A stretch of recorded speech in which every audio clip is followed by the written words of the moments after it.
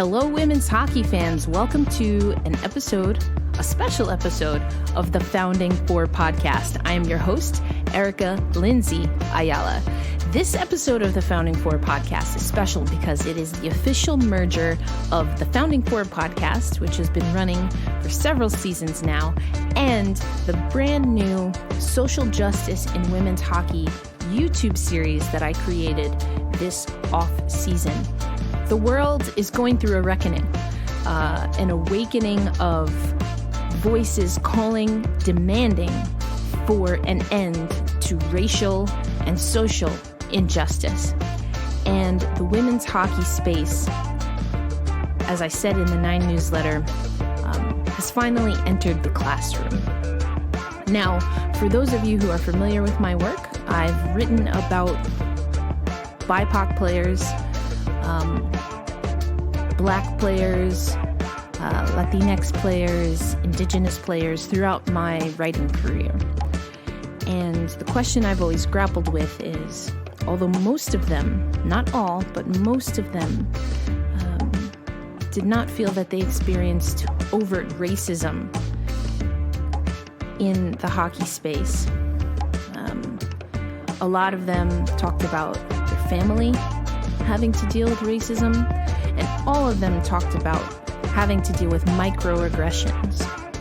And I've spoken to white players as well who have also identified microaggressions, things that are said in the dressing room or the locker room that are inappropriate.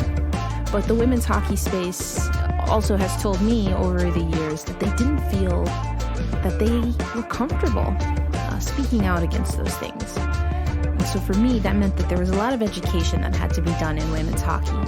And between a statement put out by the NWHL Players Association, a statement put out by the PWHPA, the Professional Women's Hockey Players Association, and some other conversations that are not quite public yet, but that I've been made aware of.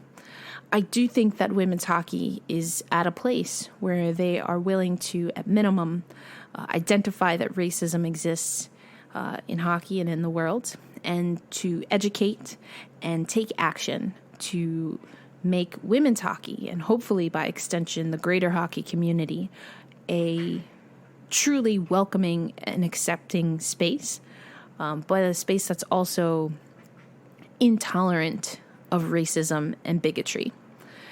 So for today's episode, the crossover is that this is a video that will be up on Sports Talk ELA. That's the YouTube channel where I've been doing my social justice series. We started with a 2-parter with Blake Bolden and Ali Thunstrom.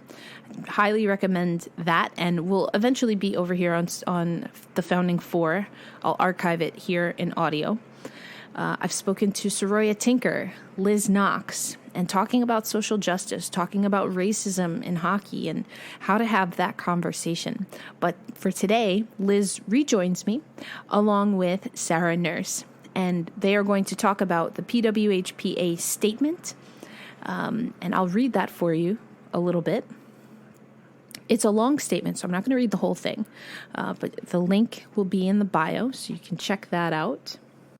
The statement reads, George Floyd, Trayvon Martin, Ahmaud Arbery, Tamir Rice, Michael Brown, Eric Garner, Philando Castile, Breonna Taylor, Jacob Blake. The list goes on and on. We continue to witness heinous acts of violence surrounding police brutality, racial profiling, systemic oppression, as well as numerous other social injustices. The countless lives unjustly lost have shaken our community to the core. The members of the PWHPA are committed to anti-racism work and education while advocating for more diverse and inclusive communities through hockey. While we are not a professional league, we stand wholeheartedly with our sisters in the WNBA, and we will follow their leadership and their activism. We support the actions of the other professional leagues and players' associations that have followed suit. And going to skip a little bit here. It's a long statement, but because this is the piece that we'll be talking about on this podcast. Our statement is late, but our intention was to walk the walk before we talked the talk. We immediately addressed one of our biggest blind spots with representation to our leadership. We are proud to welcome Sarah Nurse to the PWHPA board. Sarah's accomplishments as a player are as impressive as her voice she uses to advocate for equality for all women in sports. While Sarah was the first Black woman to play ice hockey in the Winter Olympics, she praises Angela James, the first Black woman on Team Canada and in the Hockey Hall of Fame, for the trail she blazed. Sarah's voice will be an important one, not just for the PWHPA board, but for the future of the sport. Additionally, all members and staff of the PWHPA will be taking part in mandatory fundamentals of diversity and inclusion education. We want to encourage our supporters to join us in our anti-racism efforts and amplify BIPOC voices to ensure our sport is truly for everyone. And just so we are all on the same page here, BIPOC, BIPOC, is an acronym used to identify Black, Indigenous, and people of color. So it is aimed to be an acronym that is inclusive of all communities of color. And you'll hear that term used throughout the podcast. So I wanted to read that statement in part. You'll also hear me in this interview talk about some of the resources. I implore you, take a look at that. And again, you can find the full statement in the show notes. And you can also find it by following at PWHPA on social media. But it's important to, if you're listening to this episode, to also engage. So without further ado, here is my conversation with Liz Knox and Sarah Nurse about the PWHPA statement that was released on September 2nd, 2020, and some of their recognition that the statement was late and why they felt it was late, but also what they hope for moving forward.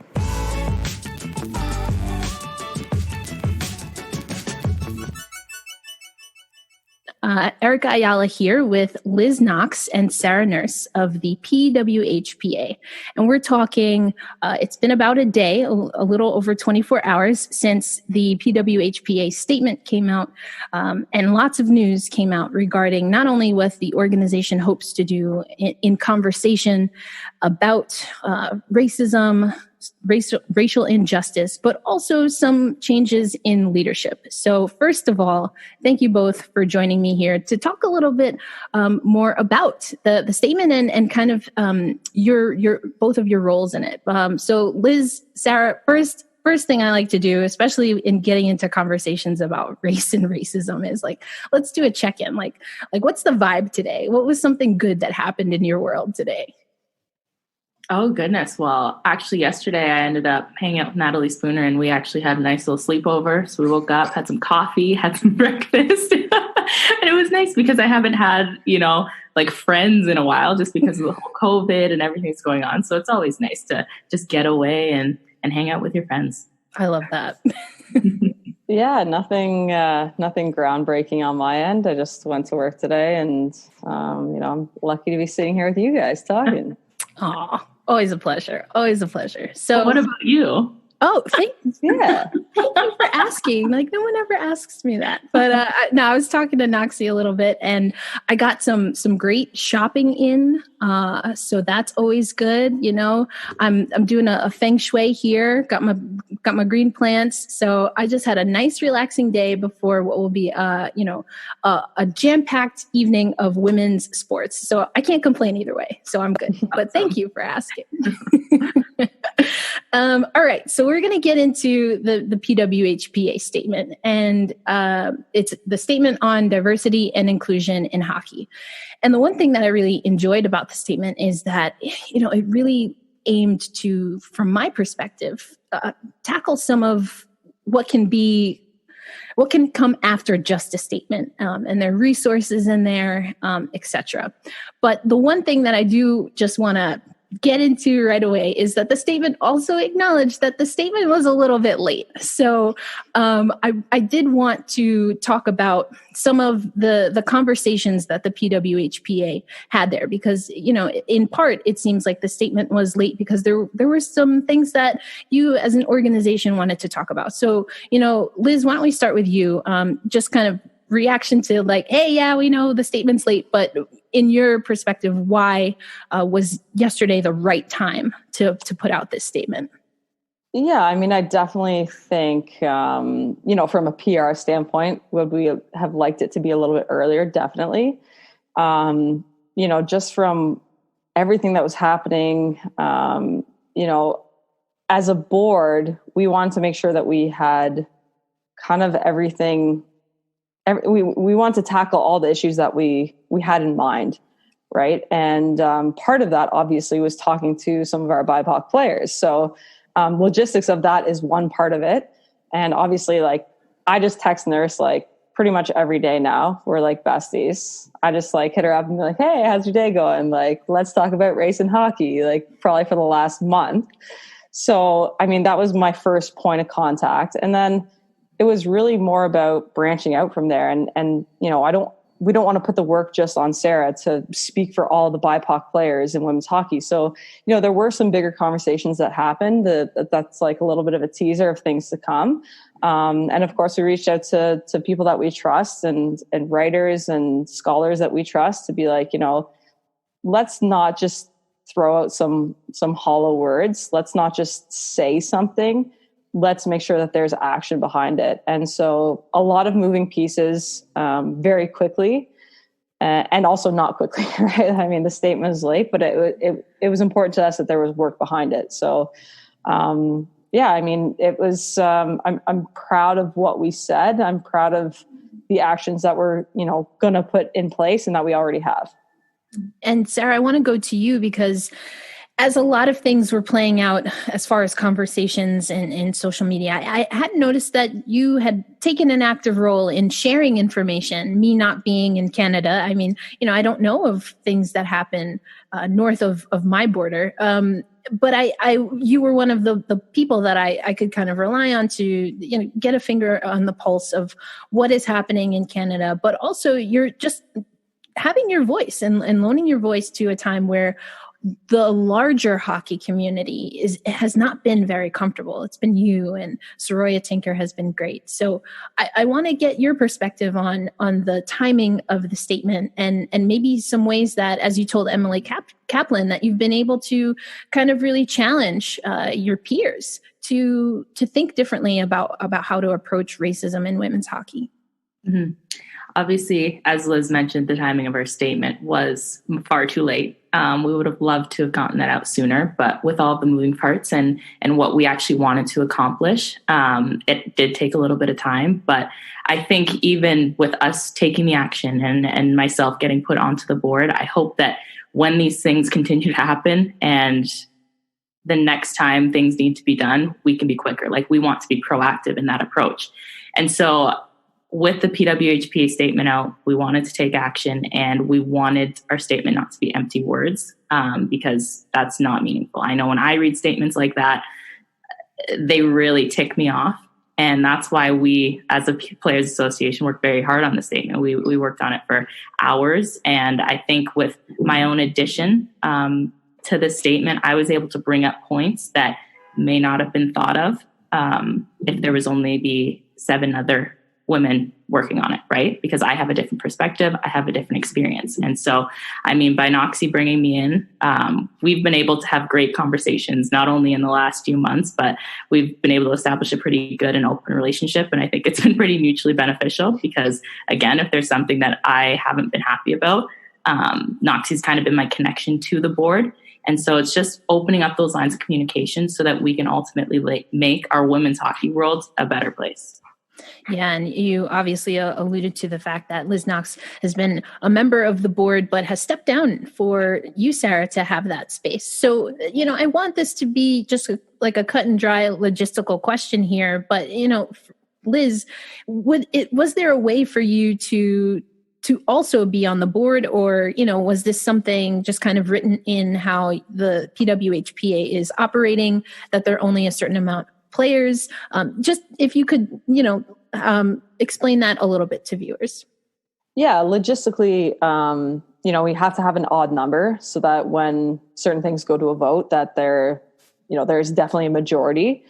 So that was one thing that was taken into consideration. I mean, honestly, like, our law team was amazing. They were open to any idea of how we can make this happen. But I also felt that there was something, powerful about saying like, I hope that other people look at this action and really self-reflect and just say, yeah, like, I didn't have to give up, that much to make room for somebody who's been, deprived of a voice for a very long time.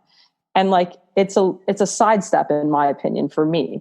It's just me stepping aside. I'm still active, in the conversations on the board. I don't have a vote. So that's why, Sarah would take over my contract and fulfill that set time that was, laid out for me when I joined the board. But I mean, at the end of the day, like, Sarah's vote is going to reflect what I want anyway. So the vote really isn't going to change. And at the same time, now it's not me going to Sarah speaking, to other BIPOC players saying, how do you guys feel about this? It's like, let's just hear it from Sarah. This is why it's important to have that representation, because it takes me to ask her to get that information. And that shouldn't happen. It should just be an experiential, well, hey guys, like, have you ever thought of this? Right. And it shouldn't be a second thought. It should be immediate. It should be right away. And with Sarah on the board, that's, I think, somewhat achieved. And something that I appreciated, Liz, that you were able to talk with Emily about is that, that this is probably a blind spot of the board to begin with. And that is something that we're hearing a lot as conversations continue around, again, racism, racial injustice. Unfortunately, there, was another death by strangulation, essentially, here in the States that we're dealing with in New York, in the state that I live in. And so I appreciated that. But I also think there's another aspect of this conversation that, if I'm blunt, is wondering if, this is just something that, is trying to show that there is this progressive movement, and that it doesn't really take into account, bringing in other BIPOC players, because while Sarah can speak to some experiences, she certainly can't speak to all.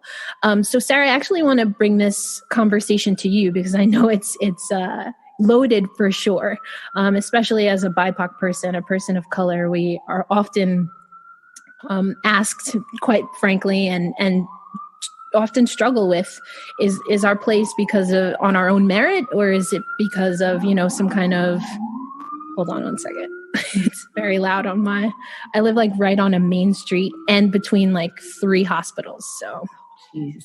And a fire station. For what it's worth, you're very clear in our okay, headphones, good. So. All right. Well, that's good to know. It just sounds so loud to me. So I just tried to take a second. I was like, ugh, I couldn't think for a second. Okay. The bluntness of it is that, there are these conversations of, do BIPOC players or people enter into leadership because, the world is burning and everyone wants to have conversations of racism? Is it on merit? Was that something that you had conversation with the other leadership about in agreeing to take this role? I think for this particular role, as Liz kind of mentioned, her new role within the board is being kind of on that advisory side. I think it would have been very easy for them to bring me in on that advisory side and not actually put me on the board so that I actually get a vote. And so the fact that we actually made this swap, I think, is something very important to note, because ultimately they bring me into an advisor role. It's me coming in and doing extra work for them. Do you kind of understand what I mean? Sure. And so pretty much for my entire life. Obviously, when I've been brought someplace, it's like, man, am I the diversity vote here, or how's it going? But I think I've come to terms and had confidence in myself as a leader, both on and off of the ice, and really wanting to prove that my accomplishments are from my own merit.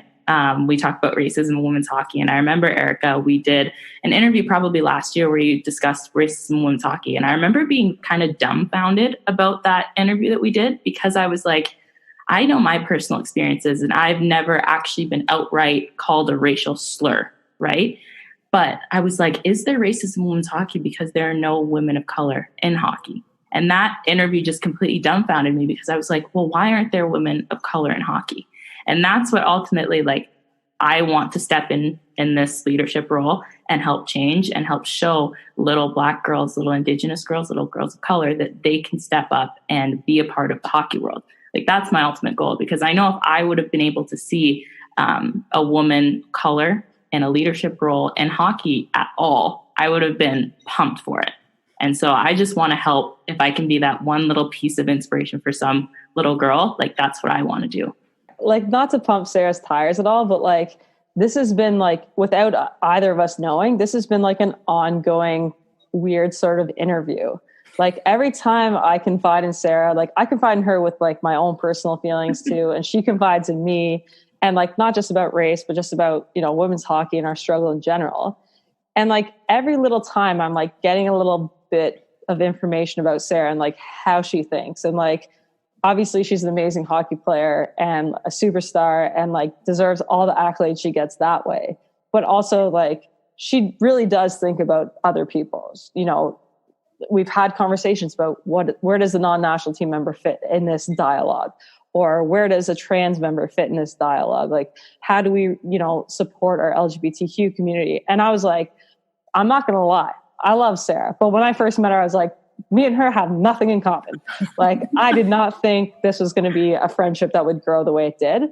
And honestly, like, part of my stepping aside for her to fill, my shoes, so to speak, on the board is that she is more than qualified. This is not just adding a BIPOC voice to the board, but it's adding so much more. And I personally wouldn't do it unless I knew that the person coming in was going to do a better job than me. Sarah, I spoke to your cousin earlier today, and what Knoxy said is exactly what Kia said as well. Kia, I actually wanted to ask you a hockey question.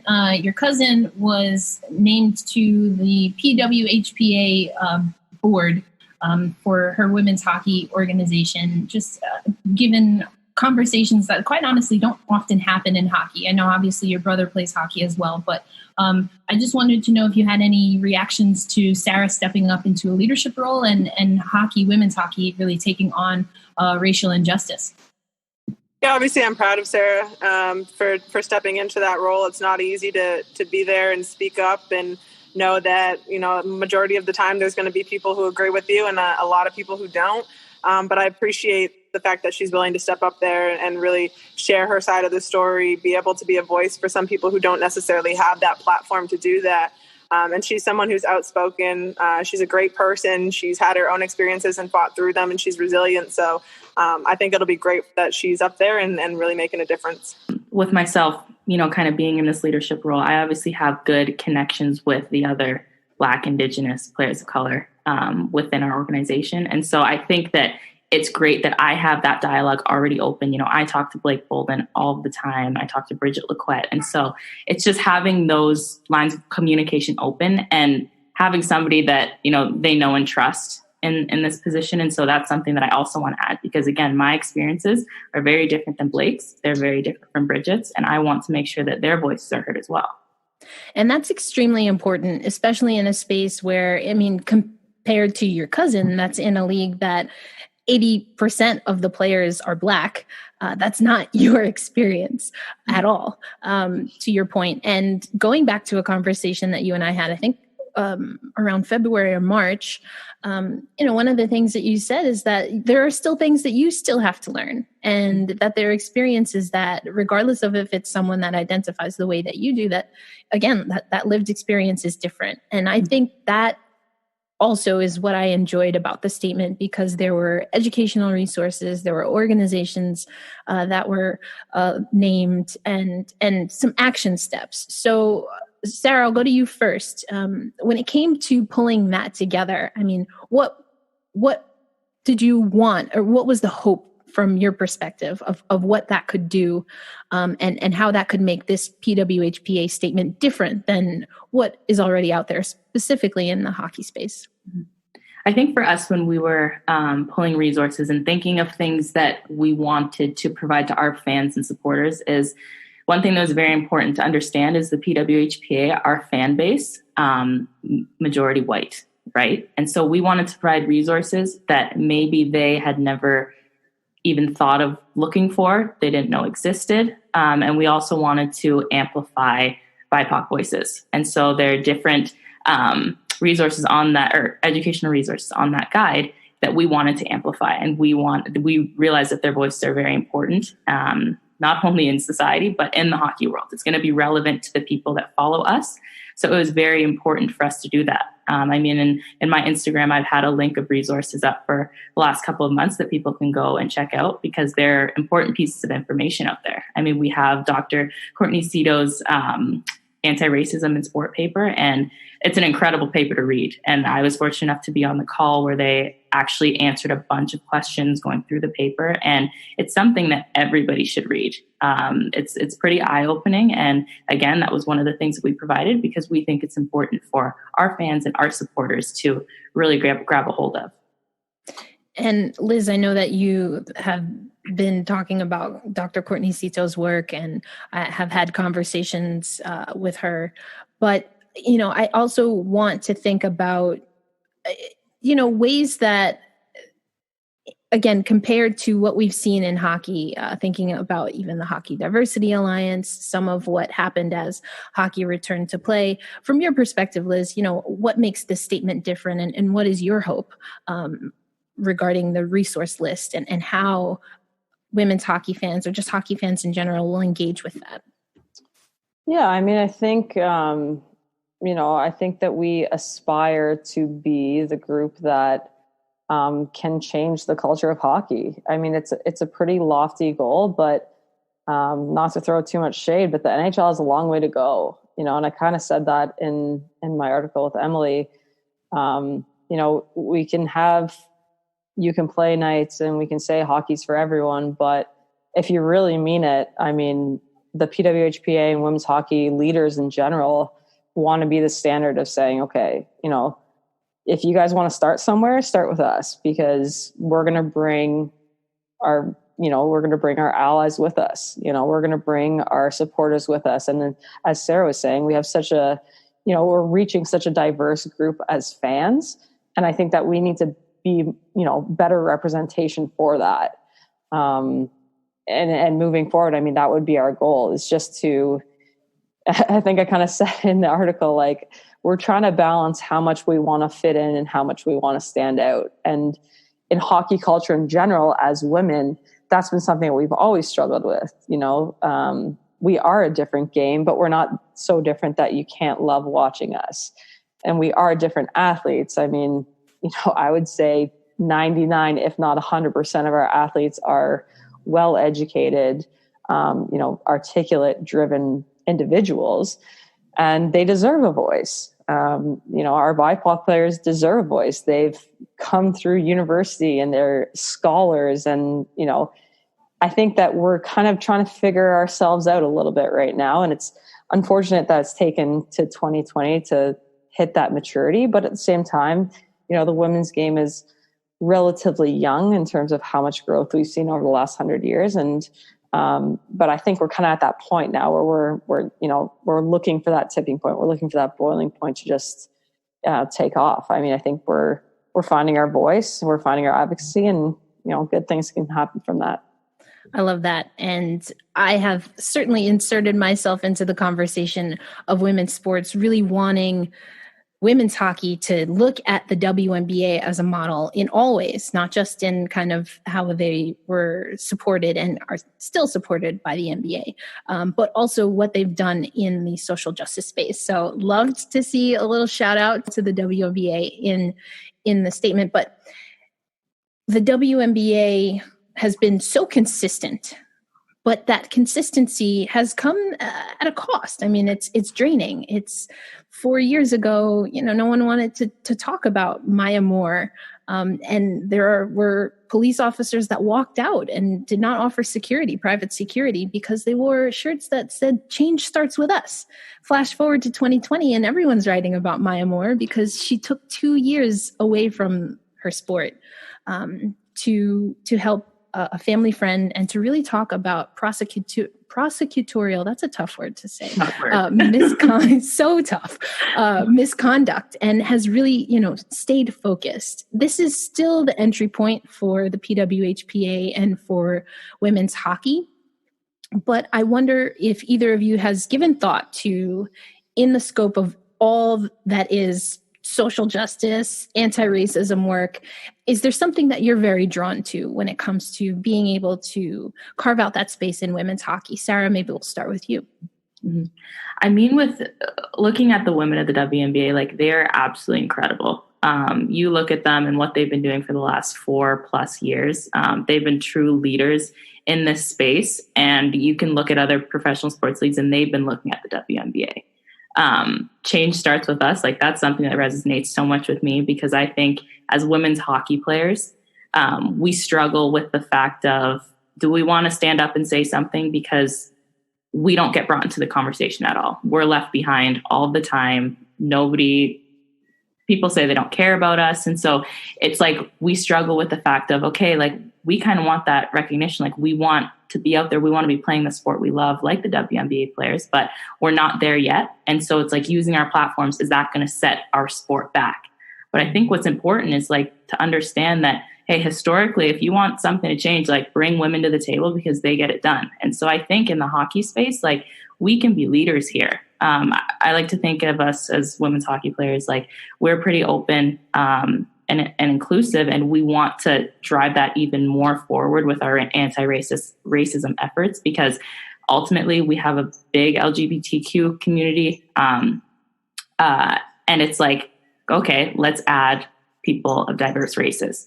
And I think as we move forward as a women's hockey community, we can be leaders, because they're amazing leaders across our hockey community. And that's something that we need to understand and we need to realize. And if we value equity and equality and equal opportunity, like, it needs to be for everybody. It's not just, we want to value equal opportunity for women. It's no, we want to value equal opportunity for everybody who may feel forgotten, left behind. Like, we want to do that. And so I think ultimately us being leaders in that space is going to be huge. And we need to realize that we have a voice. We found our voice, and I want to keep pushing forward together. And how about for you, Knoxy? Like, have you thought of anything in particular that, if you or the PWHPA could, like, really focus in on that would look like and feel like success for you? You know what? I hope this isn't a cop-out answer. I have things that I'm personally passionate about, but I think that like, what I'm passionate about in my role as a a PA advisor now is carving out that space for our players to use their voice, to realize that they have a platform. I'm a non-national team member. I work on a good day, it's a 9 to 5. Most of the times it's like a 7 to 7. Like, I'm like blue collar, trying to make it in emergency services. Like, I don't really fit in the mold of what a professional women's hockey player looks like.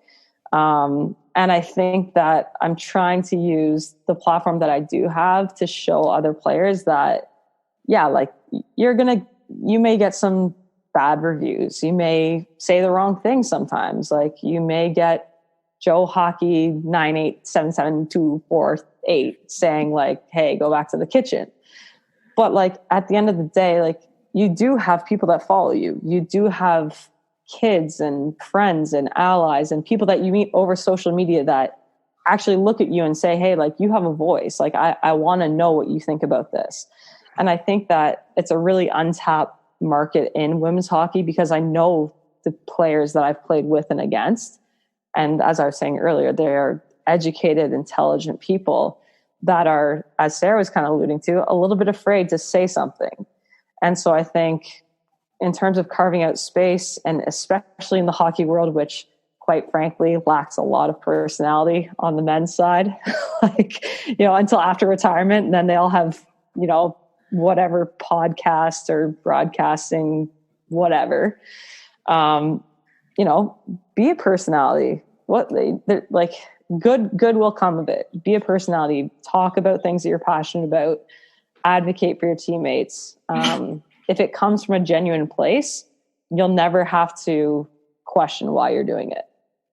I love that. Yeah. And we're all here for the personality while you're on the ice. Let's go for it. Get a little spicy every once in a while. One of my new favorite hashtags right now is wobble tea. Oh, so much wobble That's tea. unreal. I love it. It's just like all the sass. We need more of that in the women's hockey space. We do. Do it for the content. Exactly. Probably not the greatest thing. Yeah. Not the greatest thing to end a whole conversation on racism about. Like, yeah, just do it for the content. But but to your point, yes, like really just being your full self, I think is what I got from that. And I think it's Marianne Williamson. And it was in a Disney movie or something, but she says, like, when you allow your light to shine, you give permission for others to let their light shine. And I think that, again, women in sports are always kind of pushing sports to be more inclusive, to be more thoughtful and open and progressive. And so I'm really looking forward to what will come of this statement. Maybe a little late out the gate, but you know what? You're here. And I think ultimately that's kind of the takeaway for me, is that there are so many people that are content to not show up, and worse. And so, we got to figure it out together, but you're here, So let's get it done. I'm excited for what will come. But before we close out, I just do want to give you the opportunity. Last words. I'll leave them with you both. Things that you're really proud of when it comes to how the statement was able to come together. Go for it, Knoxy. I'll race you. No, I think. As a players association, collaborating with our players, collaborating with, the resources that we have, bringing Sarah on was a huge step for us. As we said, a huge blind spot.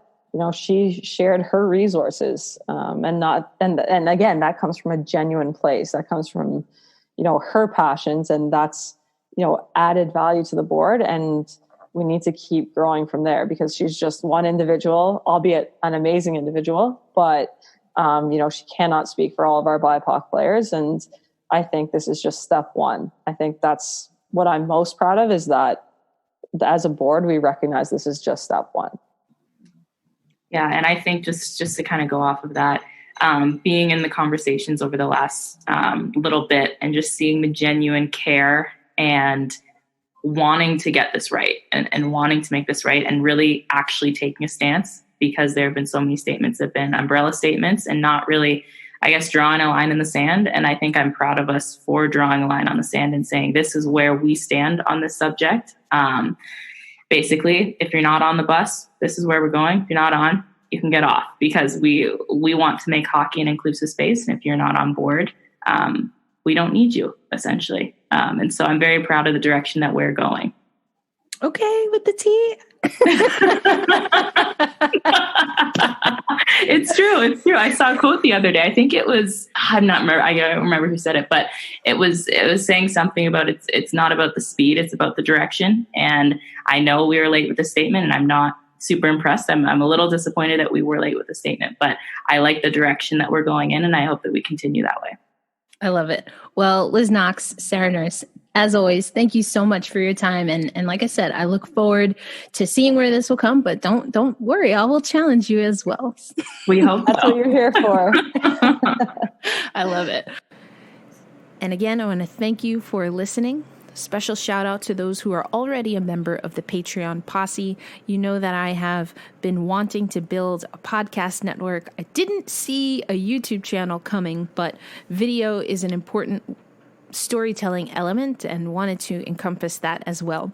But now the Founding Four podcast and the greater Sports Talk with ELA network is ready to merge some of the content, if you will. So thank you for those who have been along the journey from the beginning. If you would like to support the Founding Four podcast and the social justice series or the overall YouTube series, please go to Sports Talk ELA Patreon page and you can be a member of the Patreon posse.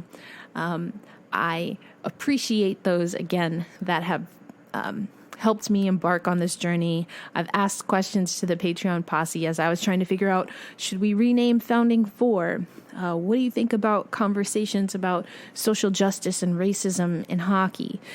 So if that seems like a community that you'd like to be a part of, I definitely recommend that you go check it out. For less than a slice of pizza a month, you can help build out this type of conversation in women's hockey and throughout women's sports. The whole goal of Sports Talk with ELA is to reimagine the 96% of sports media that does not speak about women at all. Not women coaching in the NHL, not women coaching in the NFL, and certainly not women's sports leagues. We want to reimagine that 96% and lift up women's voices in all spaces and not just relegate them to women's sports, although I love women's sports, and that will be my main focus. But anyway, thank you as always for listening. Please subscribe, share this podcast. This is an important one. And Emily Kaplan, you heard her interview or her write-up with Liz and Sarah. It's a great read. I highly recommend that, also in the show notes. But hopefully you also saw some value in hearing from Sarah and Liz in their words, describing how, hey, we relate, but now that we're here, we hope that we can move forward in a way that is befitting of the challenge. And I'm really excited. And you heard it here, folks. They invited me to keep challenging them, so don't get mad. No mean tweets coming my way. I have Knoxy and Nursey, if you will. They got my back. So that's good enough for me. All right. Thanks again for listening to the Founding Four podcast. More of this crossover to come. And some of the shows that are archived over on YouTube, or some of the content that is on YouTube, I will now archive on the Founding Four pod. So look out for some of those great interviews. Blake Bolden and Allie Thunstrom talking. Liz Knox joined me. Soroya Tinker joined me. Harrison Brown, that was a really fun conversation. So that will all be here over at the Founding Four as well.